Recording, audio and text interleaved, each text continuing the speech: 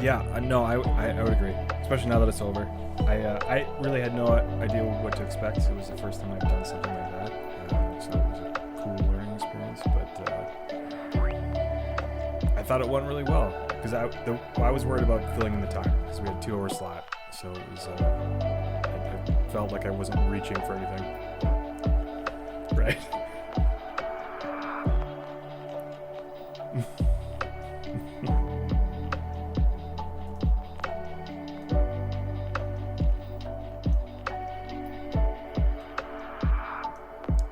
I thought it was great.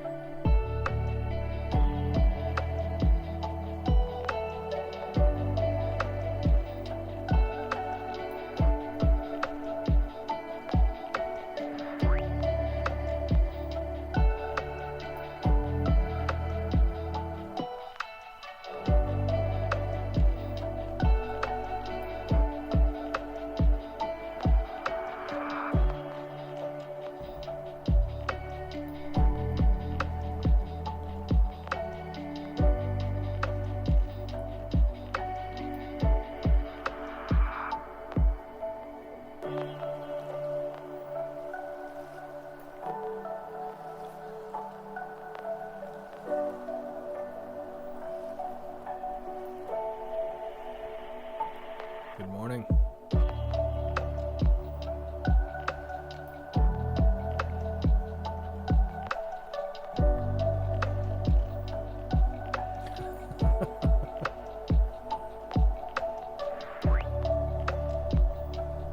Which ones? Now you got me curious. Okay.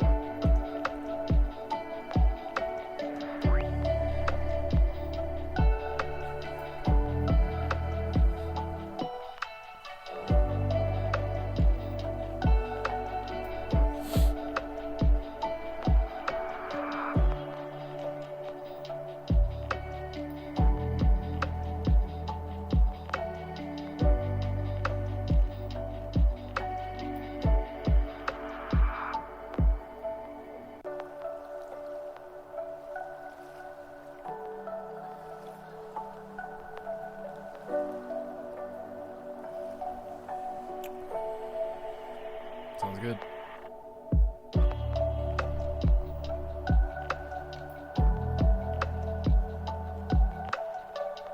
Yes.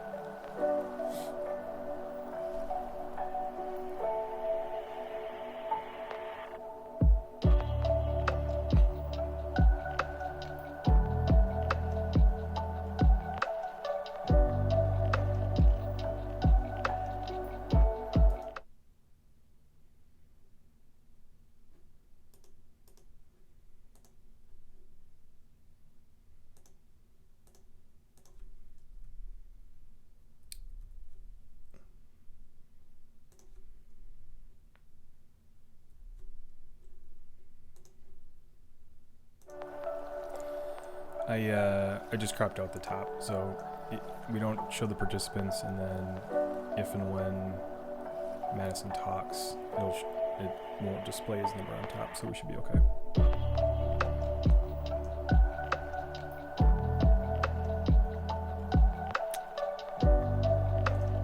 I don't know, because I don't see him on...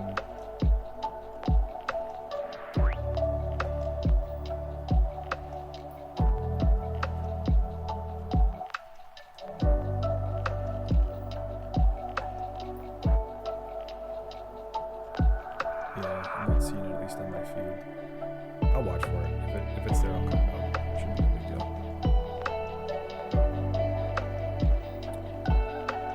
I don't see how it would be...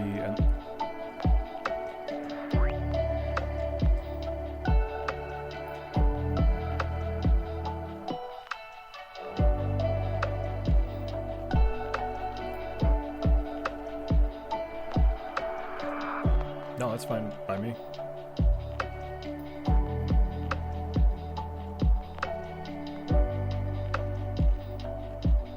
Yep, cool.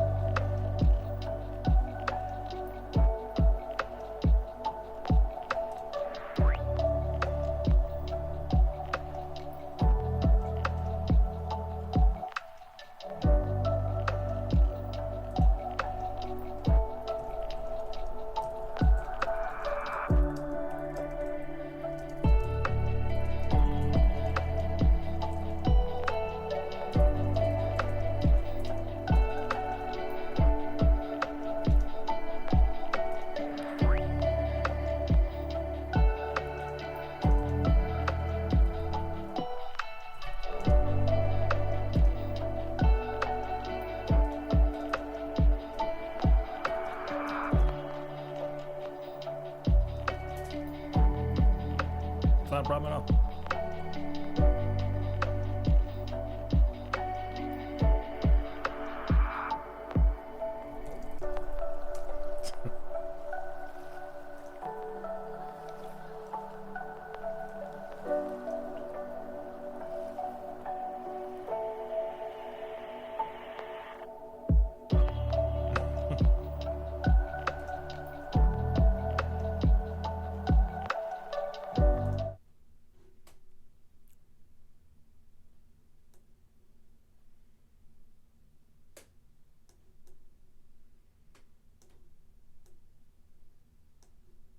Now, the first topic of today's meeting is just going over a quick update, Ethereum due diligence. I'm going to hand it over to Phil in a second. What I will say is I have actually been working with Superfizz. Is it your niece or is it your cousin? She's my niece. Niece. So I've been working with Superfizz's niece to get some nice POAP design to encourage and incentivize people to participate, to fill out, the community survey for community members to leave their reviews about staking pools to try to increase community engagement. And so, she came back with 4 or 5 different options. I'm going to post those in the Discord either later today or tomorrow so you guys can take a look, see if you like any one of them, and then we can pick one and use it, and that will be our POAP badge for incentivizing community engagement. And then so from there, I'll let kind of Phil give us a quick update on the further due diligence. Yeah, so it is a really quick update. I was waiting for more feedback, and today got some feedback by JK, which is awesome. I worked that into the spreadsheets. If anyone else wants to take a look at the spreadsheets, feel free to do so. But if not, then I will go ahead and create the dedicated spreadsheets tomorrow, I guess, and try to push that forward, the whole process. Do you? One more thought on how we can get the general information about the staking pools, so that the part that is which was supposed to be done by the volunteers. What do you guys think about that? We also try to reach out to the staking pools themselves and ask them whether they can also provide these information. You're talking about that initial layer of information? Basically, this further due diligence process is more or less a two-step process for getting all the information. And the one part is more about general information and less digging into the architecture and trying to figure out whether everything is sound and safe. And for that part, it might be helpful to just ask also the staking provider themselves, because we go ahead and take an evidence-driven process. It doesn't hurt much to ask them. At the end of the day, we all just gather facts and provide evidence and proofs and references to that. So I guess that should be fine. And they also have an incentive to fill that out, because I mean we can give them I don't know, rating or an evaluation faster. So that was just, and so and these general questions are slightly different than the ones that we've already gotten answers for, correct? From like yes, 10 or 11 staking pools. Yep. Yeah, it's a little bit more in depth. So I'm happy. Derek and I have been reaching out. We've been emailing and messaging all the different staking pools to try to get more of those initial answers. I'm happy to kind of say, hey, and could you also check out these kind of a little bit more in-depth answers as well. So I'm happy to do that with Derek, to add that along to our current process. Yeah. And then besides that, we should reach out to volunteers and ask them to also try to gather all this all the information. That doesn't hurt. But just to push it forward, I think that might help to get these staking pools themselves involved. Completely agree. Yeah, I guess that's it. Happy to get more feedback, but if not by tomorrow, then I'll push forward and try to create the documents, make them ready so that anyone can fill them out. And then the question is, how do we reach out to the staking pools and to volunteers, etc. It is still, I don't know. Is anyone an opinion about that? I can help out on the staking pool outreach perspective. As long as we kind of, and I'll go through your documentation today, Phil. If we have like, a short list of people that we need more information from, I'll take that on and I can get started on that today. Sounds good. Welcome, JK, to the call. How are you? Doing well. Sorry for the delay. No problem. And so I wanted to circle back to one thing really quickly. And I know that Colin and Philip were discussing vetting with pools, but because Madison is mobile, he doesn't have the view. And so I want to give him a quick follow-up of all the people that are here. So Madison, we have Michael and Vetica, Philip, Derek, Colin Myers, and JK are all here in the room right now. Perfect. Awesome. Thank you guys for coming, as always.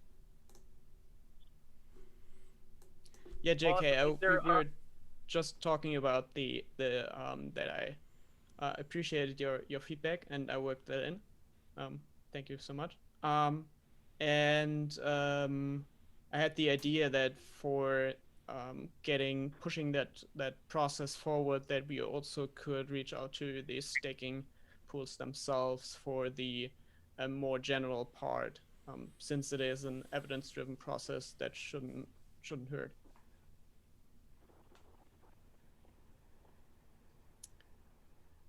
Really sorry, but my internet just like went berserk just for a second there, so I missed your entire thing. Sorry, can you say that again? Yeah, I appreciated yeah. your feedback. Thank you so much.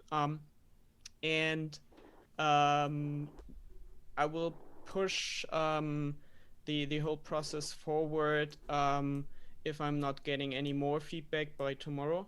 I mean, I also had the idea that we could also reach out to the staking pools themselves and ask them whether they can fill out the spreadsheet for the more general information.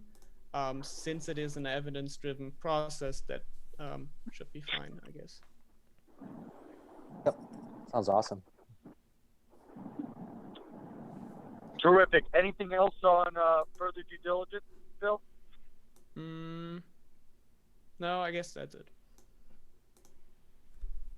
And then do we want to briefly talk about, let's briefly talk about how we're going to get volunteers, because you're when you say volunteers, you're talking about volunteers from their community, correct? The last part I didn't get. What do you mean? Volunteers from their community, correct? Yes. Yeah. So one group could be the staking pools themselves.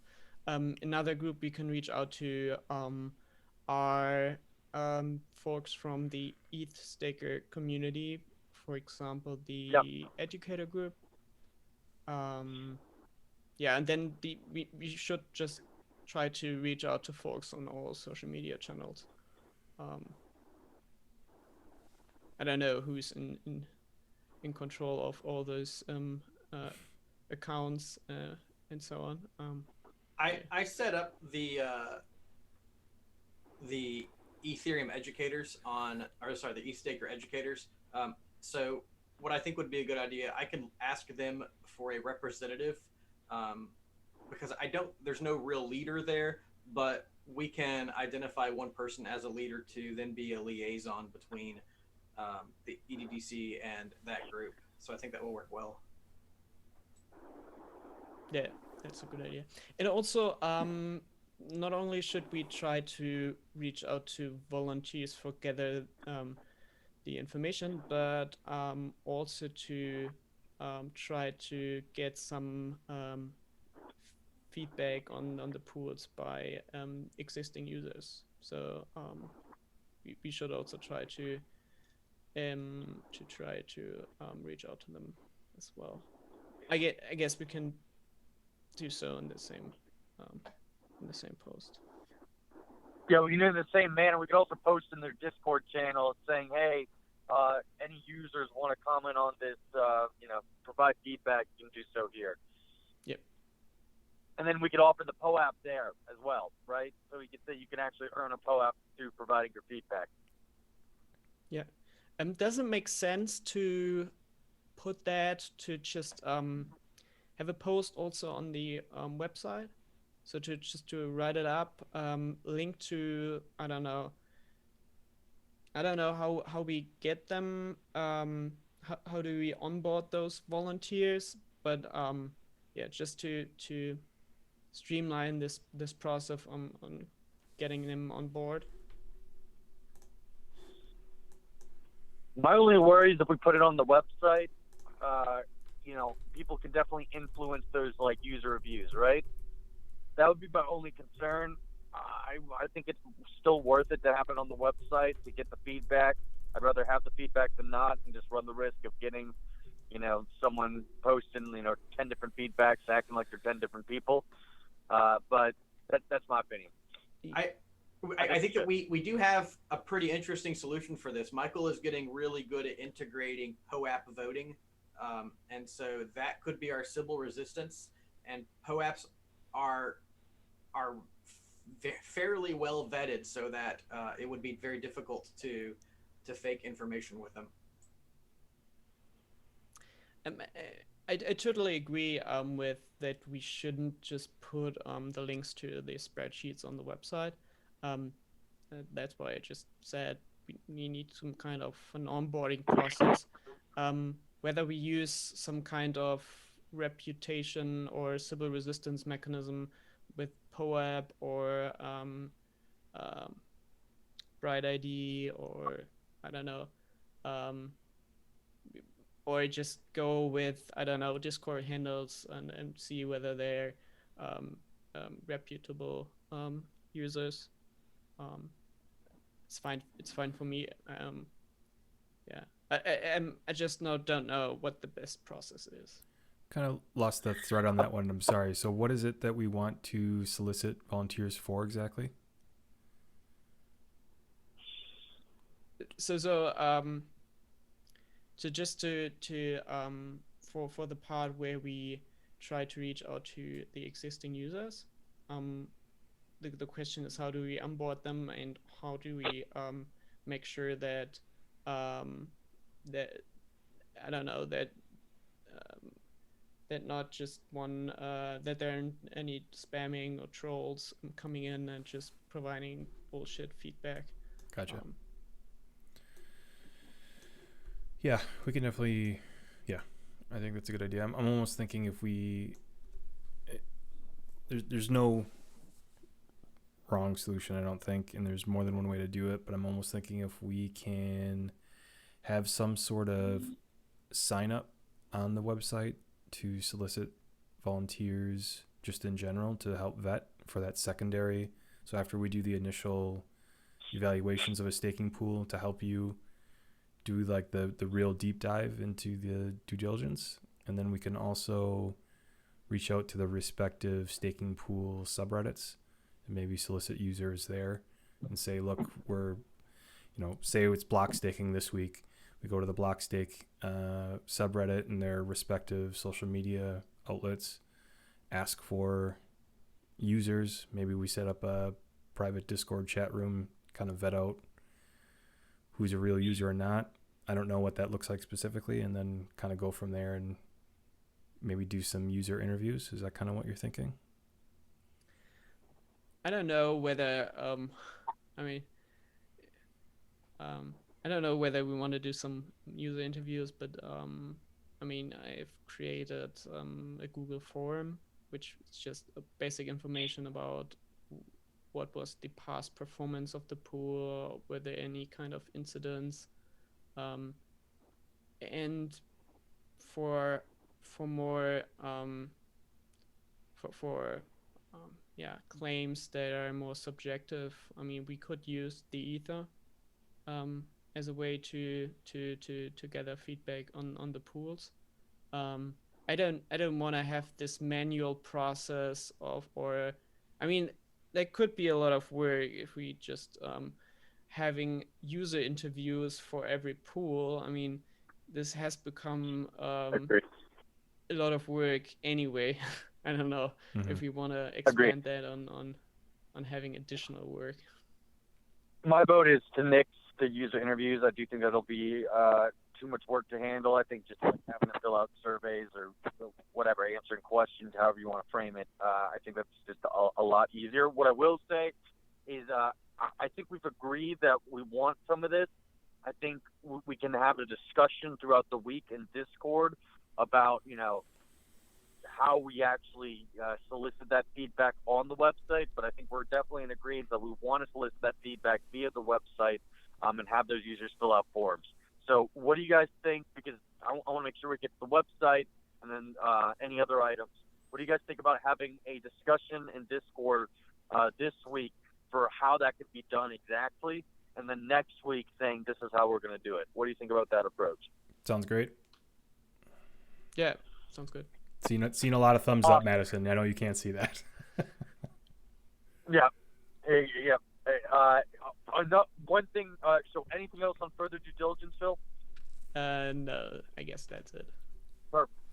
Perfect. And then I wanted to make sure that everyone has seen Superfizz's time slot. I filled it out. I know other people have filled it out as well, but I just want to make sure everyone's seen it. we want to make this meeting time as conducive to everyone as possible. So we're filling out the timesheet in order to figure out what times work best for everyone. If you haven't filled it out, please fill it out.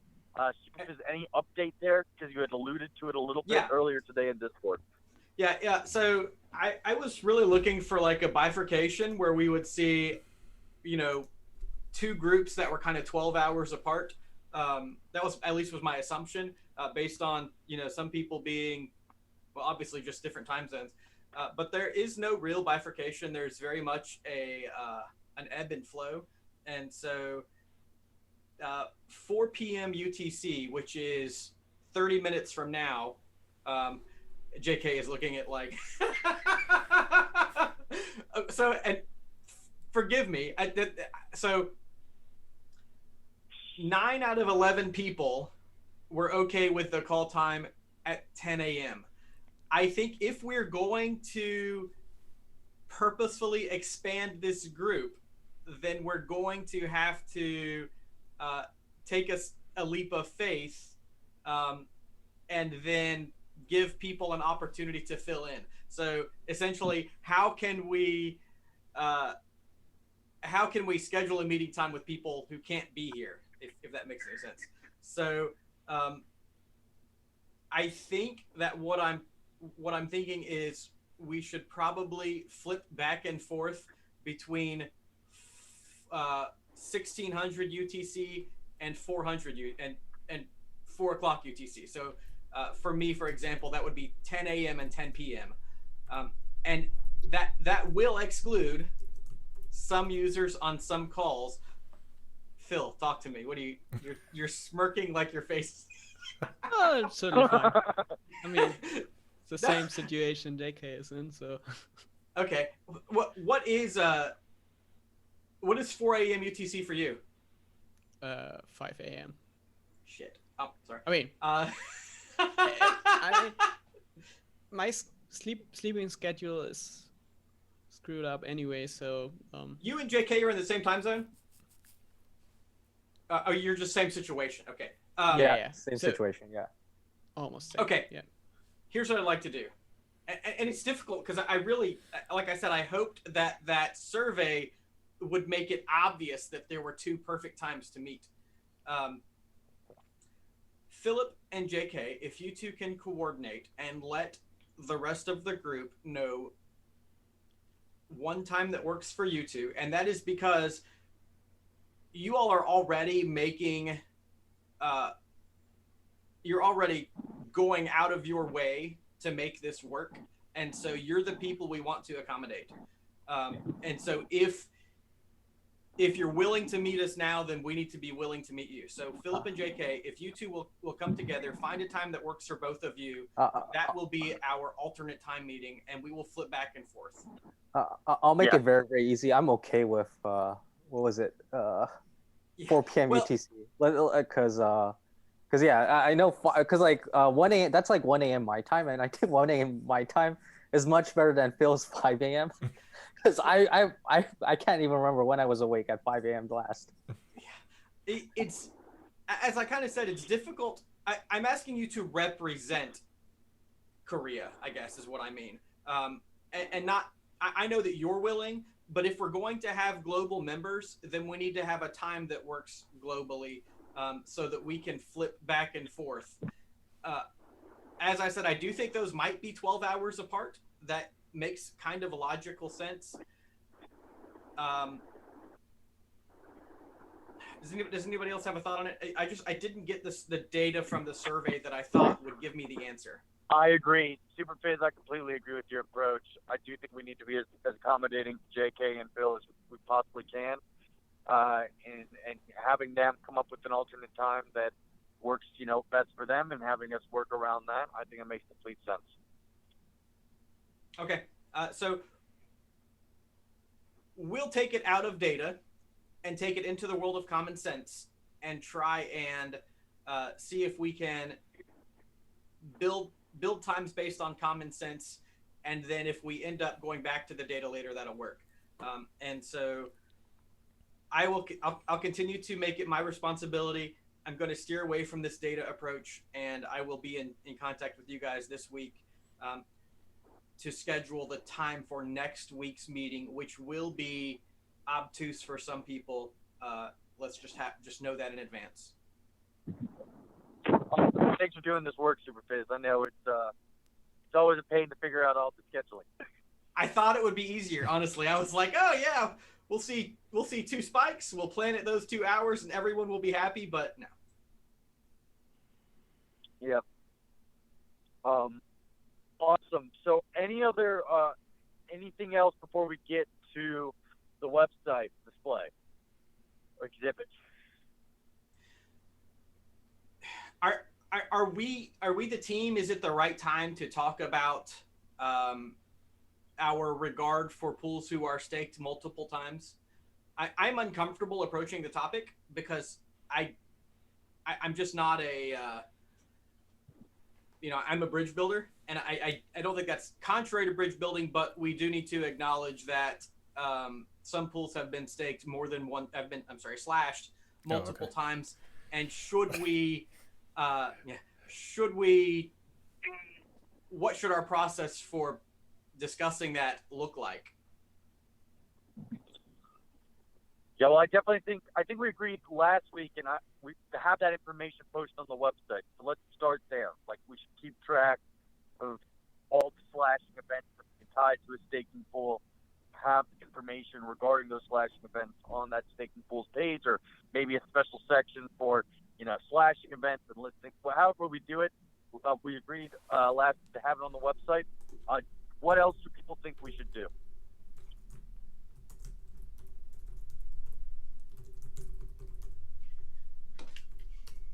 So we should try to keep track of all the slashings and also what the reason was for that, so that we can create educational material out of it.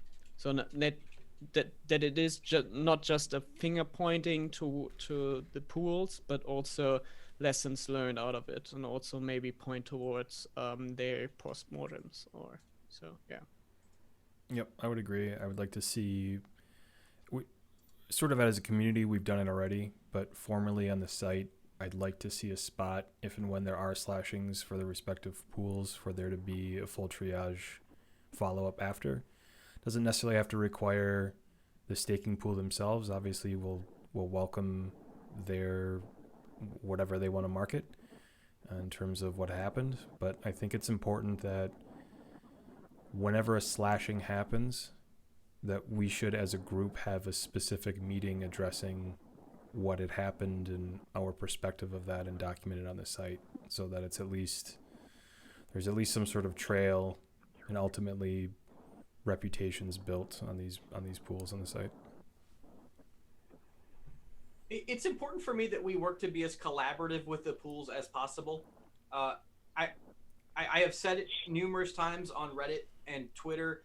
This is not an opportunity for pitchforks. This is an opportunity for us to support that team to get running smoothly while acknowledging that there are some operation difficulties. I think that both things can happen.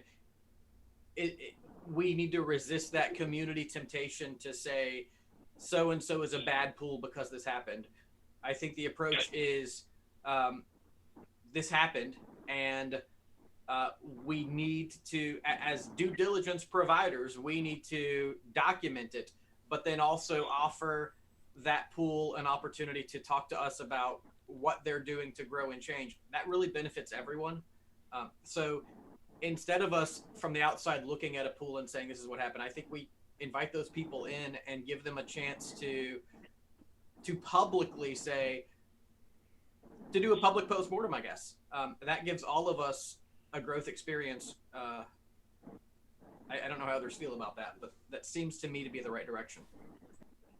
One thing I think, at least this goes in extension with something I opined on the Discord chat, but one thing I think that would be nice immediately after any slashing has happened is actually send out at least some sort of signaling to the community about the potential root cause, because like some people, like I've seen a lot of panic from the community about like what the cause is and whether they should be worried about getting slashing. And so at the very least, even without waiting for the postmortem, just like sending out, just like without any, just like objectively saying, oh, clients are good, network is good, nothing else is wrong on that end. It's potentially just the pool's problem. Let's wait for the postmortem. I think like some sort of signaling like that, like standard, I think might be really helpful to set up. Mm-hmm. Yeah, that's a really good idea, especially since at least in the past there were pools which were slashed and didn't communicate at all within the next 48 hours, and the users were freaking out. I wonder if we might build a collaboration with a Telegram bot operator of the slashings. I don't know how many of you follow that Telegram bot, but if we could, for those who don't know, there's a Telegram bot that sends a message every time there's a slashing event. It might be in all of our shared best interest to collaborate with that bot operator so that we have a 6-word description of the slashing afterwards, so that people don't have to dig deep and investigate to find out what's going on. If anyone knows that bot operator, if you will just have them maybe reach out to us, or I'll do some investigation. Can you share the link to the bot on Discord? I don't have it handy, but I will get it today. It's an awesome bot. I find out about slashings first from that bot, and then I follow up. So it would be a good collaboration.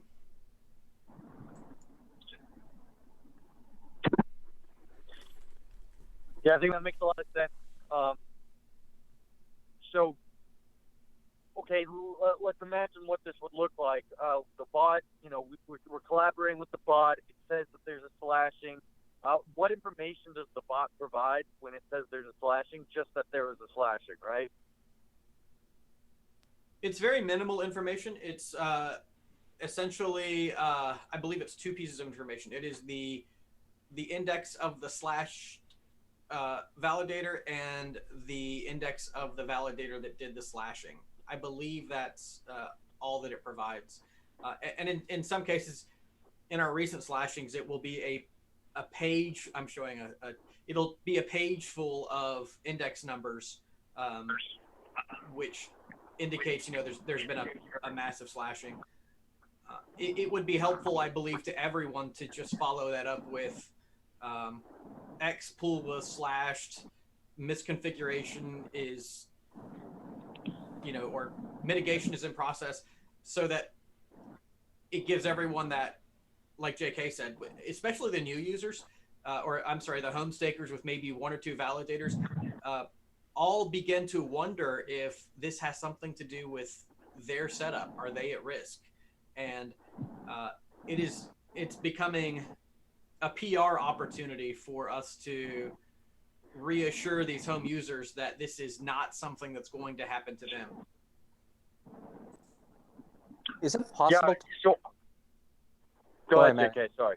Oh, I was just quickly add. Is it possible to get the client teams to also collaborate on this and like give us like a green light, yellow light, depending on what they're seeing on sort of their performance, and communicating whether or not there's any client level potential issues? I think a client dashboard would be great. It does give me the slight hesitation that there haven't been any client problems. I do think a client dashboard makes sense, but if you have a static page that never seems to change, then is it really a reference? So Amazon goes down twice a year, and so we know we need to go check that AWS down detector. But with the clients, if we haven't had a history of problems, I do know what we can do. We have the eStaker CC or the eStaker TV channel. We can add a health indicator to that page very easily that shows 4 clients and a green light, yellow light, or red light. And as we know, it will always likely show green light, but people are already driving to the page anyway. So it's not a single use page. It has wider value than that. I think it's that green light that's really important to really give the confidence to people to go to reference whenever they see slashing. Just know, like, oh, no need to worry about the clients, basically. Yes, good. Do you have a note for that, Michael? Oh, great, good.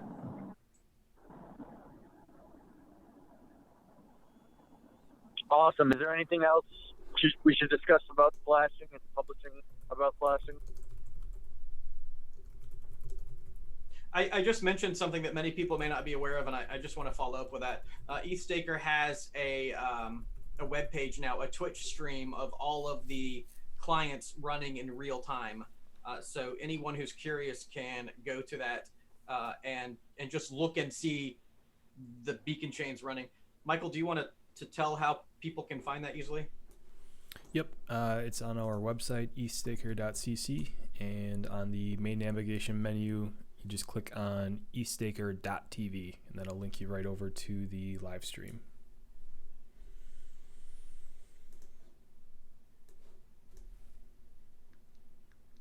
Awesome.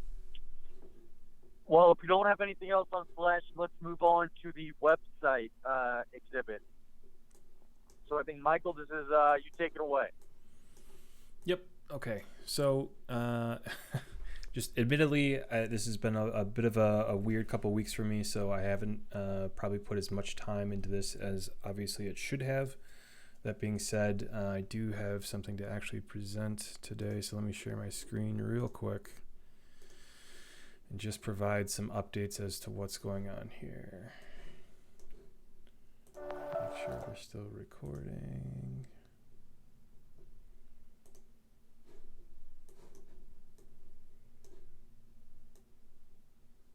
One moment, sorry, gentlemen.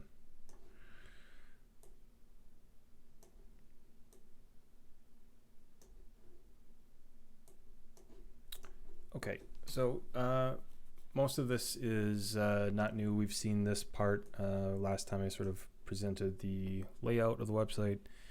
What I've done here is changed out the stock information, if you will, with actual information. So I've edited, this is just a rough template of what I think each staking pool should display. It starts with our actual evaluation of the staking pool per the meeting, edited down to just that individual staking pool. So in this case, it's blocks. Then it goes into the questionnaire that we initially provided them and gone over in the video, our questions and their answers. And then as effectively where I've stopped. So at the bottom here, we would just give like a 1-2 paragraph summary of what our findings were of the staking pool, the good bad points, and then the average here. So or not average in the sense of the what we're going to rate them as an arbitrary score in relation to the services that they provide. So obviously this is fairly bare bones, but what I'd like to expand on here is we will put the well, this is also where I'd like to open up for discussion to the group, but also Phil, this would be a good question for you as well, in terms of how you would like to see the additional due diligence displayed, and how we as a group think the information will be best parsed and digestible to new users. So I'm almost thinking that from the top here, we kind of keep it the same, where we link people in with the video, the very generic questions, and then as the page goes down, the more in-depth we go. So maybe that is the further due diligence in terms of like really what has been vetted and what information is found. I would also argue that maybe in between the video link and the actual questionnaire, if there are slashings for that respective pool, that we put them on top so that they're easily accessible and viewable. I think that's important for those slashings to be front and center, at least to offer, kind of coming full circle what we talked about. Yes, slashings are a very negative experience, so we want to make sure that The reasons for those slashings, whether technical or otherwise, are front and center as to reinforce whatever reputation that pool has. Additionally, we'll put our sort of company ethos up top here, and then obviously I'm thinking for the navigation on top, some sort of calls to action in terms of the soliciting others for help, or offering some sort of platform for pools in the future to contact us. So it's not always necessarily on us to proactively go out and search for pools. That's kind of what I'm thinking here. So that's really it. There's not too much here to kind of bite into. I will be, again, not to make excuses here, it has been busy, but that being said, the obligations that have kept me from putting time into this platform are past now. So this is the priority at the moment in terms of my work. So I will be focusing on that today and the rest of the week. But any initial feedback from the group at this point?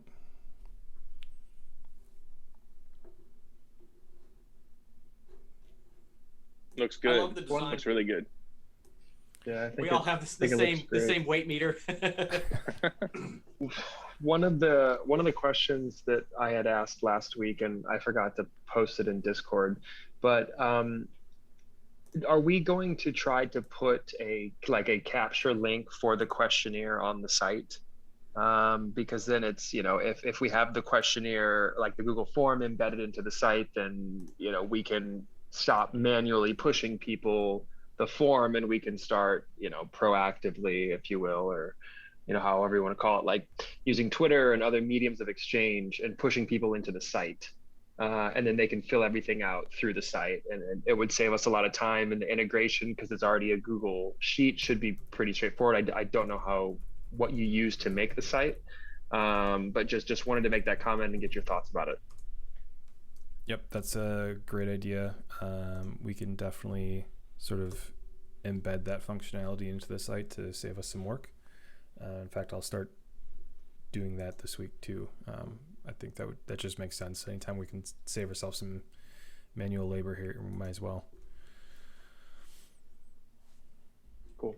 Yeah, and I also think it's a way for us to get information on people that we don't know about.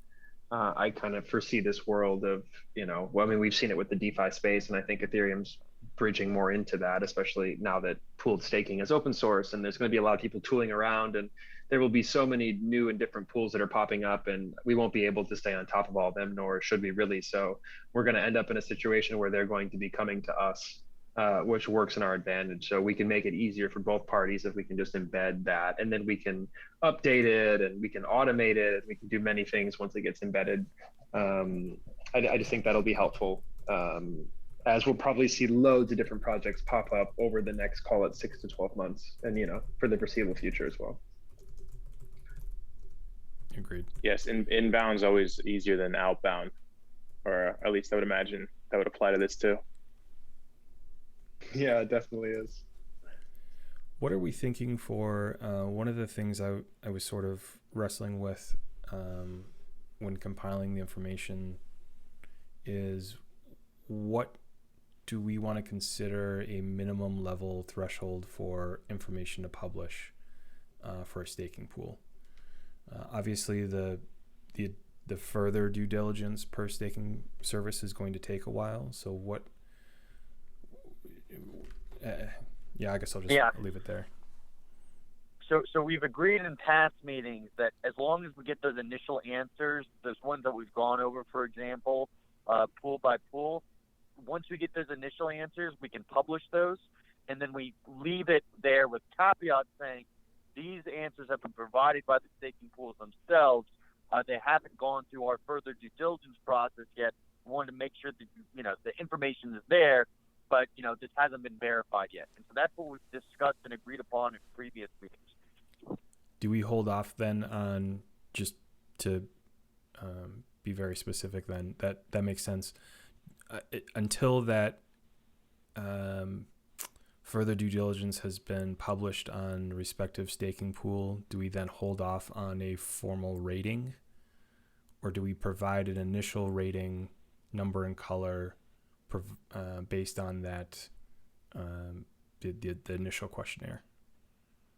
Yeah, so we have well, what we agreed on so far is that we do provide the initial rating, but add that asterisk saying this rating is subject to change based on the further due diligence process.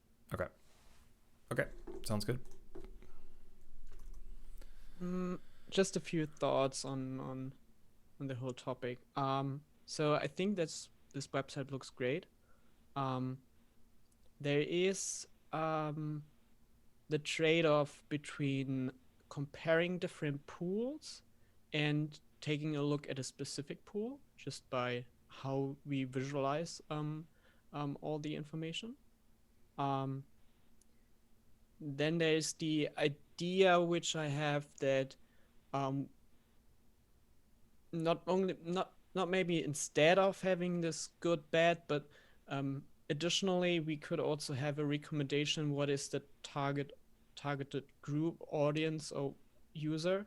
So with every architecture there's certain trade-offs, and every different architecture target has a different target group, and what matters is finding the solution that fits for the specific user. So that might be also at the end we can make a recommendation on what this architecture is good for.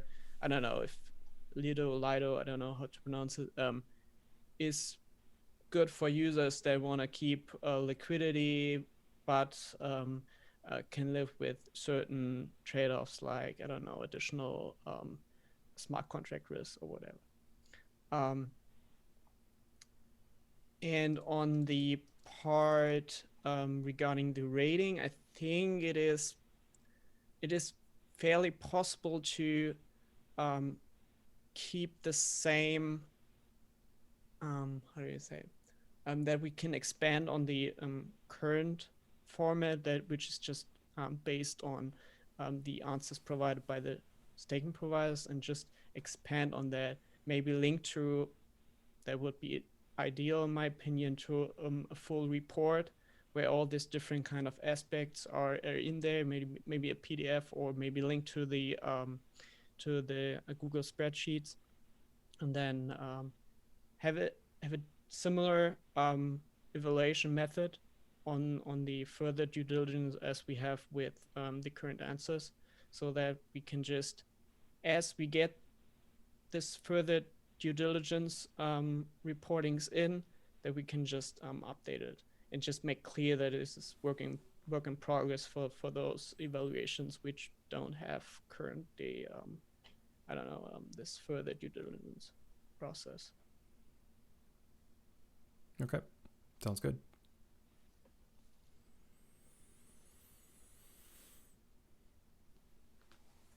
Awesome. Any other comments on the website? Michael, I'd love to see it as well. So if you just share the link, I don't know if you have yet, Discord, or it's the same link. I have the link to the website.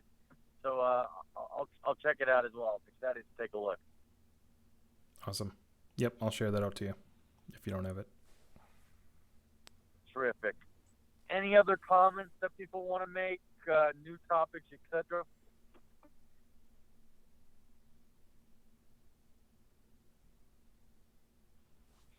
Awesome. I'll take the silence as a negative then.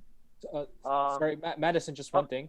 Yep. So just two things, I think, from my end, but it's just preliminarily. So I just wanted to just give a heads up, though. One thing is, first is, so I don't know how many have seen this, but we've been working. So one of our teammates, Daniel Huang, has been working on decentralization transparency. And he's posted something around this, and he's been coordinated some initiatives around this behind the scenes right now. But one of the conclusions that he and I reached, he's reached, is that it'd be ideal for someone like EatStake or EDDC to like potentially host some of the data that comes out, data that's put together around it. And I don't know if this has been discussed before yet, but I just want to bring that out there, just to make sure that this is something we have been working on. But like, I'll bring out more details as this transpires a bit more. But a follow up to that is also we've been discussing with the EF around grants around this piece, but was thinking maybe if maybe if this transparency sort of dashboard or whatever it will look like, if that gets hosted by EDDC or eStaker, maybe then also we could also ask for a grant to like help out with the hosting costs of it. But yeah, so just wanted to put that out there just to see whether or not, like, if you guys have any thoughts on it, if you guys are against it, or I don't know what the sentiment is. I appreciate you bringing this up. And actually, early on, we did say that our scope might extend and probably will extend beyond just staking, for example, and to look at things like decentralization across the ecosystem. So I think this does make complete sense. I would love for it to be a part of the EDDC, but I'm interested to hear what other members think.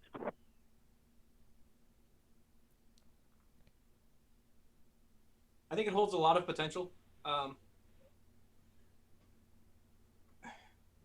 Daniel and I had a discussion about one of the data points that we weren't sure would fit, but in terms of an overall transparency, I think any information that we can host and distribute to the community is definitely going to be valuable. Michael is our web services provider, so if he's down with that, then I say we go full steam ahead. Yeah, I'm all for it. I mean, I think it's echoing, not saying anything new here, but I mean, just echoing what everyone else has said. I think the value is definitely there to share amongst the community, and we've got the tools, so we might as well use them. And I think let's get the information out there if we have it. I said something elusive, and that's not fair to people who don't know the context, so I want to expand on that. Daniel and I had a discussion about, let me think just one moment about the right way to say this. To encourage all of the pools to identify themselves on chain so that we could know through using graffiti, so we could know very quickly what their metrics are like, and so that we could know if there was an event, who to talk to about it.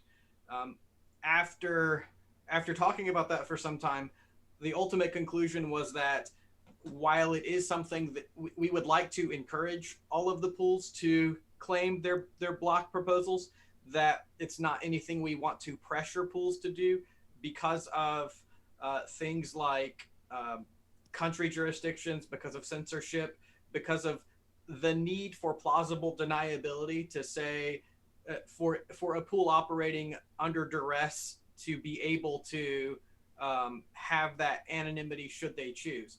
And I think given the balance of those things, while we do want transparency, we do want to know the activities of pools, that privacy and resilience are a higher priority. And I wanted to say that because I alluded to it a few minutes ago, and what I don't want to do is kind of have like this background knowledge that I'm not sharing. Yeah, and I'm sorry if it was like sort of out of the blue, but yeah, he's been working on that behind the scenes a bit, and I guess I really wanted to like bring. I mean, we're trying to put together a better proposal around this so that like we could have a more productive discussion. But after concluding with him that like maybe whoever hosts this, like while we were thinking about what he was thinking about who would host this, like he reached a natural conclusion that it just made sense for like an entity like eStaker or EDDC to host it. And so like that's why I just wanted to bring it up and just give you a heads up. Yeah, so number one, yes, I think it is an absolutely incredible idea. I do want to host it. The mistake that I made, in fact, I made it again just now, is focusing on one tiny drop in the sand when overall, it is an absolutely incredible and welcome idea. So I want to make sure I'm seeing the forest and not the trees. And so yes, I do think a transparency report, a transparency, what are we calling it? A dashboard would be a very valuable addition, not just for the community, but also something that would legitimize all of our work. So yeah. JK, can you elaborate real quick on what kind of topics would be covered within such a report? Yeah, so there is going to be a write-up that is being put into works. So Daniel has a few metrics that he's putting together with Elias Samos. He's with Bison Trails right now, but he's done some incredible work around. I mean, he's actually gotten the grant around I believe the Mindasha data challenge. So like he's pretty well in the weeds with like how to analyze the data. So they're both discussing on some metrics that you could pull out from the beacon chain right now to show how decentralized it is. They're like talking about Nakamoto coefficient. They're also talking about like there's a few metrics he mentioned, but you know I don't want to you know mistakenly put out something out there that's not relevant. But definitely we'll have more concrete sort of materials out in this week or next. Good. Just to give quick thoughts there. I've been trying to solve at Consensus. We have been trying to solve for fragmentation problems in staking when it comes to like information, but also like the action of staking. Our conclusion in this has resulted in that it's better to have aggregation, but a wide variety of places to stake for the means of decentralization. But when it comes to like information and transparency, we kind of look at it like a block explorer from that perspective. Like fragmentation is a problem for users. And if we can put diligence information or transparency information inside of one platform, we've done user testing on this and we found it to be more effective for the community. So it's kind of a trade-off of like, you know, like removing fragmentation and the action of staking while trying to not create centralization. It's too early for that. But when it comes to information sharing, decreasing fragmentation is something that we found to benefit decentralization. So I think that's a really good idea.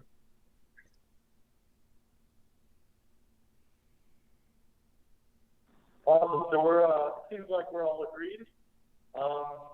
You know, we are at the hour, so don't want to hold you guys for too long afterwards. I think we should continue the discussion in the Discord for how that actually looks. What are the next steps there? But thank you all for coming.